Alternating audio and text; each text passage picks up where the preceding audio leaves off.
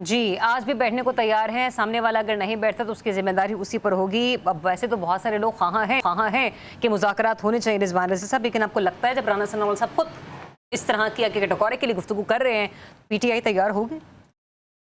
देखिए, आज या कल या परसों अगले इलेक्शन की क्रेडिबिलिटी को इंश्योर करने के लिए वो जब भी होने हैं, बहरहाल बैठना तो पड़ेगा तमाम सियासी कुव्वतों को।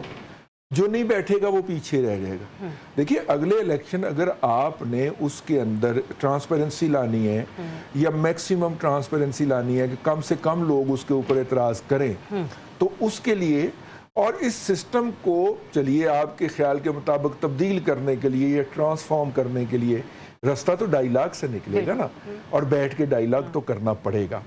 इस वक्त पीटीआई का ख्याल है कि बैठना या बातचीत करना उसके लिए पॉलिटिकली सूदमंद नहीं है। हो सकता है 6 माह बाद हो जाए, हो सकता है साल बाद हो जाए, तो बैठना उनको पड़ेगा। डिपेंड करता है कि पीटीआई 1 पॉइंट एजेंडे पे बैठती है कि बानी पीटीआई को रिहा किया जाए, या वो रिफॉर्म्स एजेंडे के ऊपर बैठती है कि जनाब इलेक्शन कमीशन की तकर्री आप क्यों नहीं कर रहे, हमारे साथ बैठ के यहाँ पे बात करें, उसकी तकर्री करें। ठीक है, आप जनाब इलेक्शन के इस प्रोसेस को ऐसे करें, आप सूबों के फंड्स के हवाले से ऐसे करें। ये बातें जो हैं ये बैठ के मनवाई जा सकती हैं, डायलॉग करके मनवाई जा सकती हैं। ये डायलॉग अल्टीमेटली होना है, आज नहीं तो कल होगा, कल नहीं तो परसों होगा। और ये इसरार जो है कि जनाब जिस तरह आप पहले हम इक़्तिदार में लाए थे अब दोबारा लेके आए, वो इसरार अब थोड़ा सा कम हो जाना कर लिया जाए। ठीक है, 24 घंटे बाद अदालत में पेश करना होता था अगर आप कोई गिरफ्तारी अमल में लाते थे, तो अब तो जाहिर सी बात है आपको कानून की छतरी, इस कानून का तहफ़्फ़ुज़ हासिल होगा और आप 3 महीने बाद पेश करते हैं, 90 रोज़ दिन के बाद पेश करते हैं।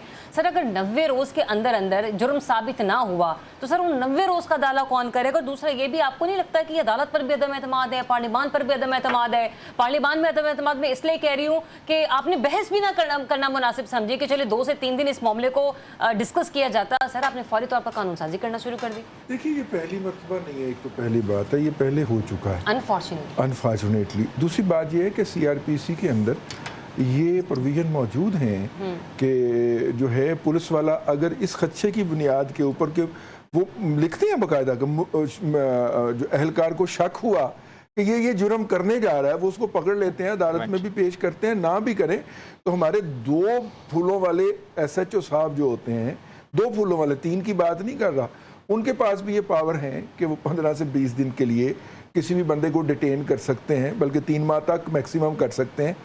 और आखिरी बात, एमपीओ क्या है? Maintenance of public order. इसके तहत आप किसी भी शख्स को उसके घर पे मुकीम कर सकते हैं और रिस्ट्रिक्ट कर सकते हैं, या उसको जेल में ले जाके बंद कर सकते हैं कि ये कानून के अंदर रुकावट डाल रहा है, रखना डाल रहा है। ये मैं जनरल नहीं, आप जो बात बता रहे हैं आपकी बात बिल्कुल सही है। सवाल सप्लीमेंट्री में ये कह रही हूं कि सर, जब ये वाले कवानीन मौजूद हैं, मैं उसी पे आ रहा हूं, फिर अब नहीं लाने की क्या जरूरत है? ये इख्तियारात है पुलिस को हासिल, और जिन इलाकों के अंदर हम ऑपरेशन करने जा रहे हैं वहां पे पुलिस की अमलदारी नहीं है, या वहां पे पुलिस एग्जिस्ट नहीं करती, वहां पे जिन्होंने ऑपरेशन करना है उनके पास कोई लीगल कवर नहीं है कि वो वहां से दहशत गर्द को पकड़ें, उसे घेरा डाल के खड़े हो जाएं और पुलिस के एसएचओ को बुलाएं कि आके इसको गिरफ्तार करें। ये उनको एम्पावर किया गया है उस एरियाज के लिए जहां पे ऑपरेशन होना है, एज फॉर माई नॉलेज। ठीक है, और वहां पे वो गिरफ्तार के अल्टीमेटली हैंड ओवर उन्होंने आके पुलिस को ही करना है, और पुलिस ने ही उनको अदालत में लेके जाना है। लेकिन बहुत दूर दराज इलाके हमारे बलूचिस्तान और केपीके के, वहां से आते हफ्ता लग जाता है।